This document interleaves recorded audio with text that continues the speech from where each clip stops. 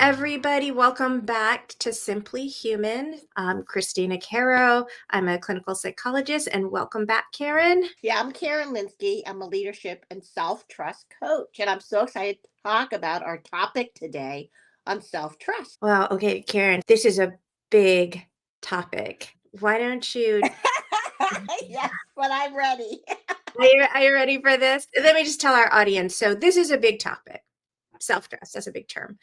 But we wanted to at least do an episode early on in our starting this channel to introduce the concept of it, because we will actually be touching on it in a lot of future videos, because we believe that it is a foundational part of the healing journey. Like, Karen, this is something that's near and dear to your heart, right? Oh, definitely, definitely. And it's interesting because you guys didn't see the logo on top because for me, I made a deliberate decision to call my company Self Trust. I went through a lot of trying to figure out with Christina too, where like, is it self confidence? What should it be? Should I just call it, Karen Lee Consulting? And when I really, really dived into exactly what I want people to access, that really started to change my life and really turned it around like dramatically was the word self trust. I think sometimes it's a word that people say a lot, trust. It's something you can't really fully define, I think, in some ways. So this is why it's kind of like it takes a little different flavors of it. And so we'd like to start to share with it today, just so you can understand where we're coming from. And the reason why I think it's important mainly is because I I use it as self-trust mainly because the thing that I was missing when I think about when I turned my life around through my transformation is this ability to access stuff that was fully within me already, Yes. right? Is the ability that, like we said earlier in an earlier episode, it's not about external factors like Mhm. imposter syndrome that was always like seeking out internal thing. It was really always there within me that I had the ability to trust myself. It's more than confidence, because sometimes when I hear about this self trust, self confidence, the same, I want to make a pure distinction here. And hopefully, Christina, you'll help me make it more clear as I describe this to you, but Okay. and to the audience. Because for me, the thing is about confidence. I know that I have confidence here and there in certain matters where I'm experienced in, or when I have other things. I can say I'm confident. I can play volleyball. I'm not very confident when I play pickleball because I don't know the rules. Now I know how to play tennis, so maybe I'll be okay. I know ping pong, I'm pretty good. But when I try something new, sometimes I don't have the self confidence, as you would say, or I would define it as self confidence. And I think for me, self trust is something so much deeper because self trust, confidence can go wave in and out depending on whatever the topic is at hand. But self trust is something that's deep within you that says, I will be okay. It's Mm. almost like the resilience factor in some ways, too. It deals a lot with a little bit of resilience, about compassion to self, being good enough for what you're happening. But for me, it's also truly believing that you're meant to be in this moment for a reason, Mhm. and you just got to show up, and that you have value in just showing up. And I think that was where I wanted to remind people the importance of self-trust, that the importance of being able to be authentic. Authenticity to me is what I was able to be when I was able to harness my self-trust.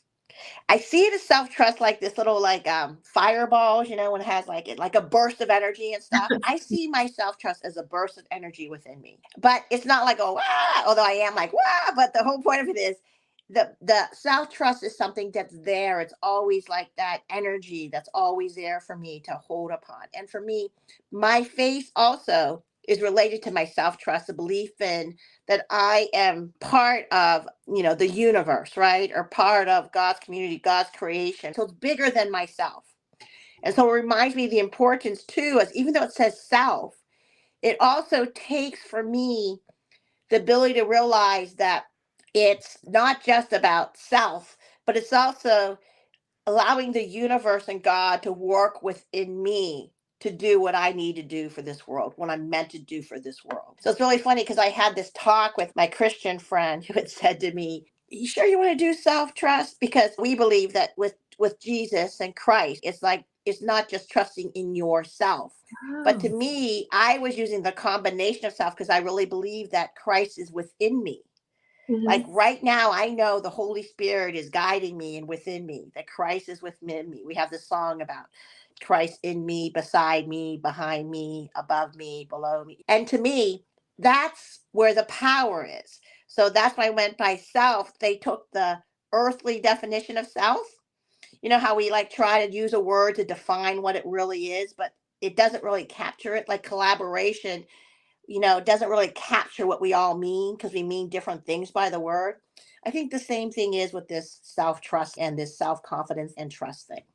So I'm going to pause a minute to let you break in here and tell me what your thoughts are and what help might explain it further. I think that self-trust, what we just watch you try to grab different pieces to describe something that this is what I would consider a little bit of an ineffable. Like it's difficult to put language around because it's more of a phenomenon. It's something you know it when you're experiencing it. But if you have to talk about it, put words around it, words don't quite get you where you need to go. And in some ways, faith, religion gives some language and concepts in a frame that helps communicate this ineffable. I'm, kind of a spiritual heathen. That's what I call it. I'm an existential humanist. So I don't have a faith background.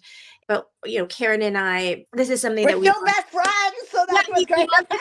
we love this about our friendship because Karen brings a perspective to me that I'm not normally exposed to, and then I bring this humanistic Mhm, perspective to Karen. And there's what's beautiful about it is how much overlap. Our values are the same, we have different ways that we relate to those values and different language and rituals and experiences to those values, mhm, but the underlying values are the same, which is what's mhm, so beautiful.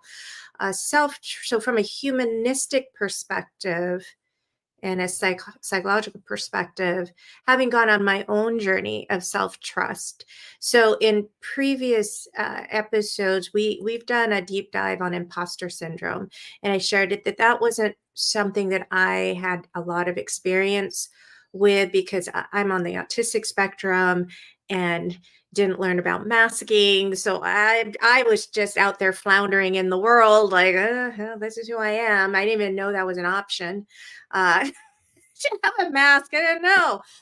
And but this self-trust, that's a whole different enchilada. That is something that I had to learn about because it was part of my healing work in terms of inner work. It's probably what led me to really start learning and investing in boundaries. Because for me, self trust is, can I trust myself to not betray myself? Am I showing up for myself? Am I having the boundaries I need so that I can be in the world with integrity and like who I am? And am I protecting myself from the external world when the world makes demands that isn't aligning with me? Will I stand up for me, or will I kind of give into the pressures of the world? And again, not having developed masking, I would just be in really high anxiety and distress. And I'm very other focused. I'm a nurturing type. What drew me? Well, if it makes that person happy, if it makes that happy. I'll be honest with you. I got married probably more influenced by the fact that my former mother-in-law, I'm divorced now, but my former mother-in-law was Catholic, and she was really bothered, like, she wanted us to be married before we moved in together, and rather than thinking about what was right for me, it was like, "Oh, this upsets her, so I should get married so that she's not upset." I didn't even know to ask myself a question. I didn't That was a lot of my life, not knowing to even think, to turn inward, to say, "Is this something you want? Is this something you need?" So as a result, the consequence was a lot of acts of self-betrayal and just being anxious and depressed because I didn't not having the confidence. When you self betray a lot, you just feel worn down, and the world becomes more and more of a place of anxiety because the world is a place that's going to continue to take from you because I didn't know how to stand up for myself. So for me, self-trust was about learning what my needs were, what my values were, what boundaries were, and then having the courage to act on that, to really stand up for myself. That was the big part. And with that work, anxiety went down, depression completely went away. I, found a career path that I love. I'm surrounded with people that I love, and I don't have people who are harmful to me in my life anymore.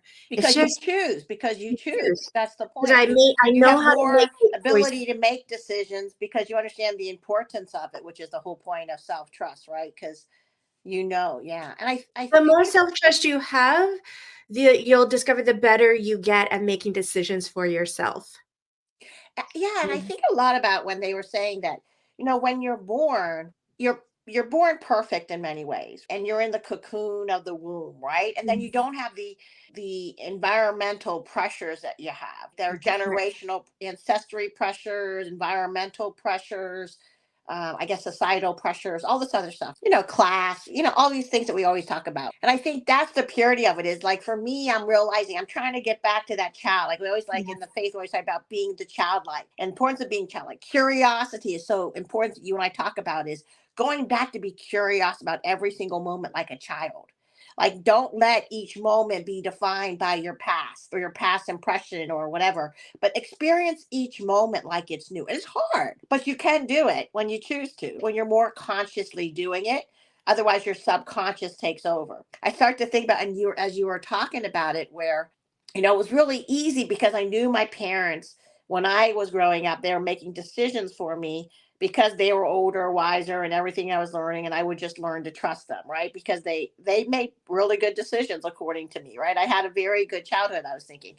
But then as I got older, I started to regret my childhood, remembering all the bad things that I didn't like about decisions, like that they were making decisions for me, and that I wanted to stroke out my independence. Mhm. And I don't think I stroke out my independence till actually till MBA school when I left home. I really feel like I think I told you this earlier where my mom was inside my unit. Like when I got married, it was Mark, myself, and my mom. It wasn't just Mark and I. And so that pressure there that everything she told me I'd do it, right? But I had Um, Mark had was cutting up on all my stress. And my mom and dad would always my husband Mark and my mom would always fight because I couldn't make decisions. It was always seems like my mom was making decisions. So I was like telling Mark the decisions, not because I wanted the decision to tell him the decision I want, but my mom and I would end up making my mom's decision versus the one that I thought that we should be making.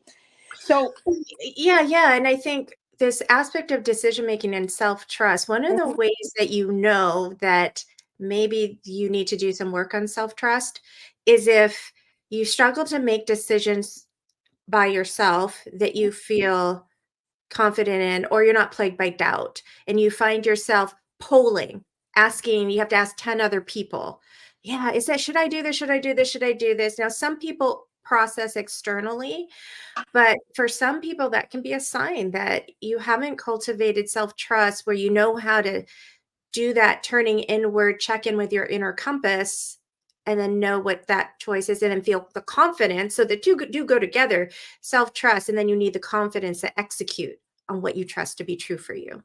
I also think another way is when you regret a decision. So there could be a regret when you're like for me, I think I brought this up earlier where I was ashamed of a decision that I made. And there's that huge dissonance because I feel like someone else made it. So I'm ashamed I made the decision. I'm not even sure where that decision came from. To me, when you have that Wait, self-trust. can you explain that a little bit more? I guess I'm not. So one thing that I think is an indicator when I didn't have self-trust to the level that I have now was what we said earlier about other people making decisions. And I used to always regret my decisions Mm, because I always regretted that it happened this way. And I'd be ashamed of the decision because I didn't really feel like I made the decision. Like it wasn't concrete about why, you know what I mean? Why I made the decision. And sometimes for me, it was ability, if I had really been more active in that decision or no, by not making a decision, it was because I was letting someone else make the decision. I don't know if this makes sense, but my whole point of it is I realized that now with self-trust, I don't regret the decisions I make because I'm more aware of what I did. Now, I may feel that I like learn from my decisions. So I may, quote unquote, lightly with a small r regret. But I used to like Mm. capital letters regret my past decision. Oh, you're such a screw up. You shouldn't have made that decision. But in actuality, it's too late. But I would always regret that, thinking I should have, right? Looking back and always beating myself up as the inner critic. But that to me is part of my ability to know that I'm making strides in self trust because I honor the decisions that I make. I honor my voice that I have. Even when I show up in meetings, I see myself now being able to share perspective unlike before. Because now I have enough trust to say, realizing that my perspective is a gift to share to other people. And I don't use their evaluation whether or not they agree to it or not, but I'm just sharing my perspective, and that's good enough because at least I'm helping them, helping everyone make a better informed decision. And so I'm honoring myself in that way, that I'm being fully present when I'm in a meeting, I'm fully present. And that's another way for me to display that my self trust is, active or or like present. Because before I'd really doubt, I'd always think I should have said that. Oh, I shouldn't have said that, right? I'm always evaluating what I said. And now to self-trust, I'm able to really just share it more fully to help myself and others so I have a voice. So for you, one of the aspects of knowing that you are operating from a place of self-trust is you are not self-censoring. Mm-hmm. You are recognizing, acknowledging something within yourself, an opinion, an idea, and to honor that, you bring it out and you share it. And it's like, it's just my opinion, it's my point of view. I don't need to sounds like self-censoring Yep. is a I never sign. thought of it that way. Yeah. Yeah.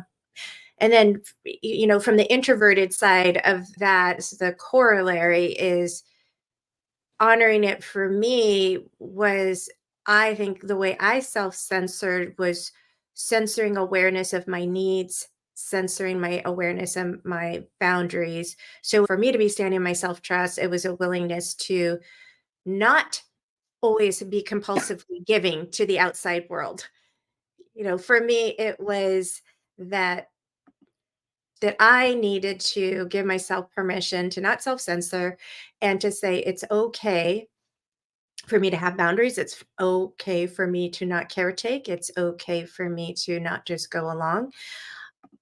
So I think in both directions, there's this aspect of self-censoring, Mm-hmm. whether it's we censor ourselves going outwards or we censor ourselves from our own knowing. I'm not allowed to have that need. I'm not allowed to have that boundary. What I called it was self-betrayal. So the other side of self-trust is It's self-betrayal. self-betrayal. I totally agree.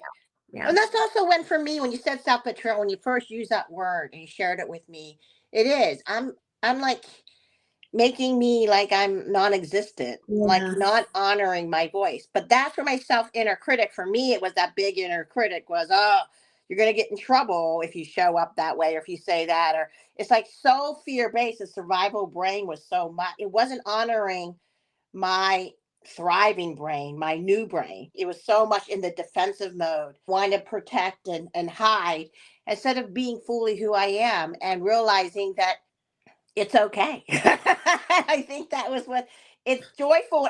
I felt so much joy when I started experiencing self trust. I used to have this hunchback more, and I feel like I'm more alive, like I'm opening up more. My stance is more opening up. I'm more joyful. I joke around more. And I Mhm. even am becoming a little bit more humorous. I just feel a lot more freedom in who I am. Now, there's times when I'm sad. Once I still experience sad, I have self trust, but it's okay. But I love it because I feel this sense of I belong because I can share and I make a difference. And so that's what I'm able to begin to accept in my heart down deep here. But it is a journey, but this is part of it, becoming more self aware of those words and what it means. And that's why we're here to give you information on that on our. Yeah, what one helpful thing that a lot of times I use this in therapy with Mhm, clients when we're learning a new skill, like boundaries, mhm. is what are the difficult emotions? And instead of the difficult emotions being something to avoid, we use the difficult emotions to be our warning flag. I love So, it. for example, resentment is a difficult emotion. And resentment is usually a warning sign that you're not having boundaries where you need to have boundaries. You're saying yes when you really want to be no, and then you're blaming the other person for why you're doing the thing you didn't want to do instead of recognizing you didn't have a boundaries. That's resentment. With self-betrayal or not having self-trust, I heard you talk about shame. It'd be shame and worry. And for me, it was more grief. Mm. If anybody's experienced betrayal, you know that, anger is one of the emotions if for the person who betrayed, but then there's this sorrow and grief that will hit. And that's what I found. I had anger towards myself and I had grief. And so I had to process those emotions as part of making this conscious choice to go on a new path of commitment to self trust. But I had to go through those difficult emotions, but now I use them. So if I'm starting to feel more of this sort of despair, I will now ask, like, oh man, am I self betraying somewhere? It's my little warning now. Or if I'm angry, and especially if I'm feeling more angry at myself, I will be like, shit, did I did I self betray somewhere? And what do I need to do to get realigned back with my values and in my integrity and back aligned with self trust? So we can use these difficult, and for you, shame and anxiety, worry, you can use those as a warning sign, like, okay, wait a minute, am I not showing up for myself? Did I self Yeah. sense? Did I self Yeah. censor? Exactly. I think that's the point that I learned also in positive intelligence when I was doing that study. It's all about like that hot stove feeling, right? It's an indicator, right? You put your hand on the hot stove, you're like, ouch, right? So it's Mhm. like an indicator that you want to start to explore. And you know what? The point of it, just for a minute, you just ask those questions and something will come up. Mhm. And then you'll learn more because it's like I'm peeling the onion as I learn more. I don't know, Christine, like for me, it's not always one thing. In the end, I'm angry because of the situation. So let me just throw this out to you is what happens to me that I'm realizing more and more is, but this is my hypothesis now for what I'm learning. There's the conscious and the unconscious. And the unconscious are like the habits and stuff that are forming Mhm. that you have over time, that you develop over time, because that's your protective mechanism or way. So it's like when you go to work, you go the same way to work all the time until you consciously decide you have to go a different way or you want to go a different way. You want to explore different lands or something, then you may go the other way. A lot of times when we think about it, I think majority of the way we do things every single day is just running this tape, this routine. And so the way I react to something, someone saying something like the word MIT Sloan, you went to MIT, like I got all anxious, like all ashamed because I don't think I'm that smart. Way back then, I used to not think I was that smart. And it just got me so full of anxiety. And it was just that trigger, that's internal dissonance that occurred. It just automatically went into this action. And then I know it showed on my face. Like, oh no, I'm not that smart. That's what I would say. And It's I would so you would counter it, right? And self-betray then we in that moment. yeah, and but then I'd be so ashamed, right? Because that's my shame. I'm not that smart. Don't judge me, right? But but my whole point of it is there's just certain things I know my husband, there's certain when he says always, I always go right off into this behavior till I started to like realize that he doesn't mean always. He just is giving it because he's anxious about this. He wants to change my behavior. So he uses the word always. So when I could take a step back from that and being able to make it more conscious about what I'm doing and I could just start to reframe it, which is change it from this word or this action to something else to explore it further and put it into my conscious, it allowed me to move it into a different way of reacting. The story around it can change. And so that's when you develop a new story, a new way of doing things, because you've taken the time to ask those questions that you just posed. So So that is something you're that going a little bit into, and that leads really well into how do we cultivate self-trust? oh, see, I did that like beautifully, huh? I didn't even mean to do that. Okay, see? I love how this works. We just talk and it just falls through. Okay, Yeah, go for it. so, going from unconscious habits and patterns into bringing more consciousness to it. Which I And think that's that's part of the journey because we'll always be undoing these tapes and all undoing all this unconscious things that are happening. yeah, and this is why we're saying that this theme of self-trust is going to come up in probably a lot of other videos because it's a journey. It really is a journey, and it's takes a while to cultivate the new habit of coming from your and so another the way I've always talked about self-trust is integrity. Mhm. And when you think about the word integrate, integral, it means to bring it all together. So it means how I feel and what I think and believe and how I act and what I say and what if those should all be integrated. It shouldn't be I say this, I do that, I'm feeling this. That's all disintegrated. Self-trust is when we are integrated. So we're in our integrity. And that's a practice. We have to do identify what our values are. We have to understand what our boundaries are. We have to learn to have the confidence to speak what our truth is. We have to be understanding with ourselves when fear, anxiety comes up. We may not be in our integrity. Can we learn to be compassionate, figure out and learn from the experience, and then get back on the bicycle and keep going forward. But Karen, like what is one thing? I know there's been many things on your journey, but there's one thing that you could share with the audience right now that helped you cultivate self-trust. Like what was that? Wow, there is a lot, but Mm. I think it's the realization that the stories I'm telling myself with the tape messages aren't the truth. Mm, It's like I have to hold those stories more lightly mhm, because the stories were told to benefit me in a certain way for whatever I needed back then. And it was usually because I was living my life more of fear. I think I grew up with my mom who was always, worried and trying to create disasters with my brother's death, right? So it was always about fear and some other things and so I think that's why I started to realize that the story was all preventing me. Also, we talked earlier about the human experience of wanting to belong. So I was able to understand and reframe the stories, and that technique of reframing allowed me to stop and just hold it lightly. I think that's when I started to change things different. And also, I have to put it about my faith too. So let me just put that. So I have to do a one too. So I probably deeper than that too was well, but before you go on to that, so the second one, um, okay. so can you just share, so how old your older brother passed He away? died when he was 16 and I was 9. So that influenced, I mean, your mom probably affected her ability to trust the world and to keep you safe. So it created more of an environment for you that was More fear. Everything was about toxic. fear and trying to belong, because we were Chinese, I really felt as though we really tried to assimilate back then. My mom also was a school teacher, so she tried to. We only speak English at home. Mhm. Didn't speak Chinese, although my mom and dad would speak Chinese. I think just so we'd understand what they would say. but Right.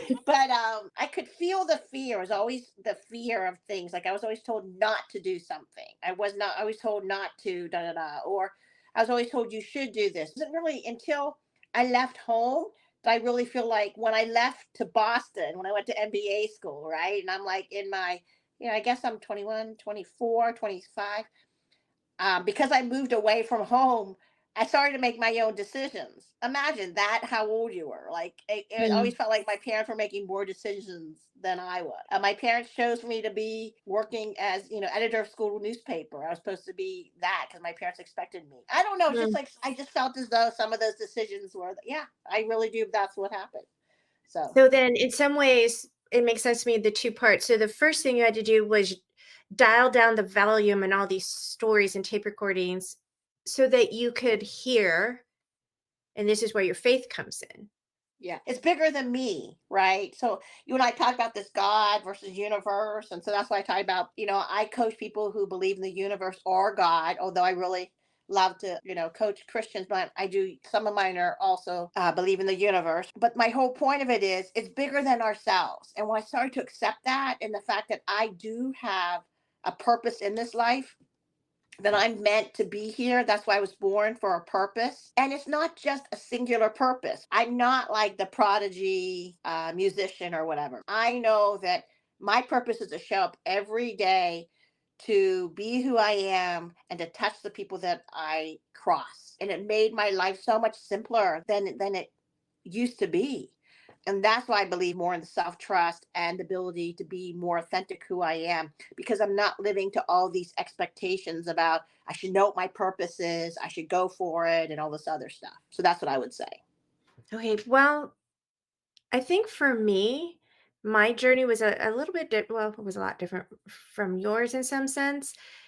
My journey really was with the help of a therapist, and we've talked about this on almost every episode that we really encourage people to get your person, get the support, whether it's a therapist, a pastoral counselor, a coach.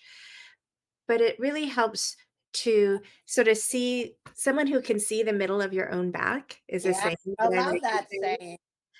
And yeah, and self-trust, especially if you have a long history of that self-betrayal, you really do need that other person. And how my therapist was helpful for me, because mine was a lot more on self-betrayal and not having boundaries and not understanding that I had needs and those needs were valid, was she was the person who prompted me, like, help me understand what a need was, help me understand where I could feel that in my body, help me learn how to find my inner compass. She'd say, "Where do you feel that in your body?" A lot of people already know this instinctively. They'll talk about they feel it in their gut.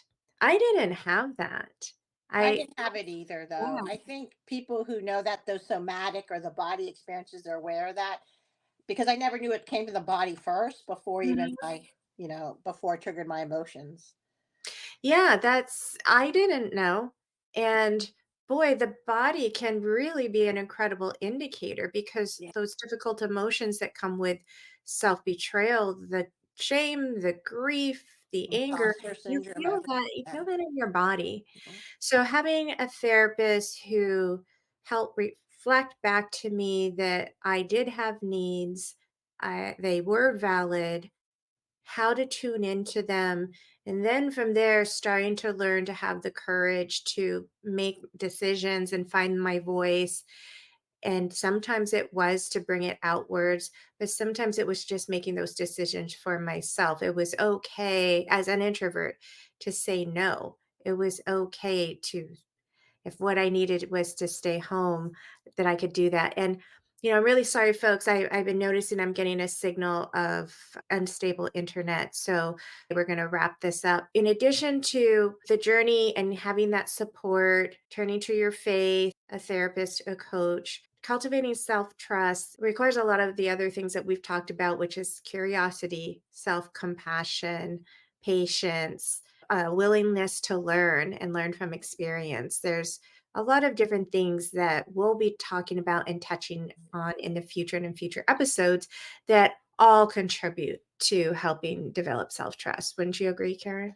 Yeah, and I think like it's even just getting different people's perspectives on it, right? They can help you, but also just gaining a different perspective or getting a Yeah. different question. I do think it's a journey. I think that's the whole purpose of it. It's just a journey that you have to slowing it things down and holding your realities very lightly. So holding even your emotion very lightly is something that I had to start Yeah. doing. Yeah. And when Karen and I were first talking about doing this really difficult, ineffable topic. What I said to her, I said, well, it is kind of like faith, right? I said, faith is believing in what you can't see or prove, and self trust is believing in something that you can't define. So don't feel bad if there's a part of you that feeling a resonance, but you're not yet sure how to talk about it. This is a really challenging thing. It's something you feel first. It's a phenomenon. You feel more than you how the words will eventually come. And just have that patience, have that faith. We appreciate your being here on this journey with us, and we hope that today was helpful. If it was, or if you know somebody who's struggling with self trust, please share this with them. And don't forget to hit like and subscribe. And please share with us your reaction to this video or your own thoughts about your journey of self trust and how we can do programming that is meaningful to you, that's supporting you on your journey, put that in the comments because we will be looking to that to help us plan for future episodes. So until then, everybody, have a wonderful, wonderful week, and we will see you next time. So, Take care, everyone. bye. See you, Karen. Bye.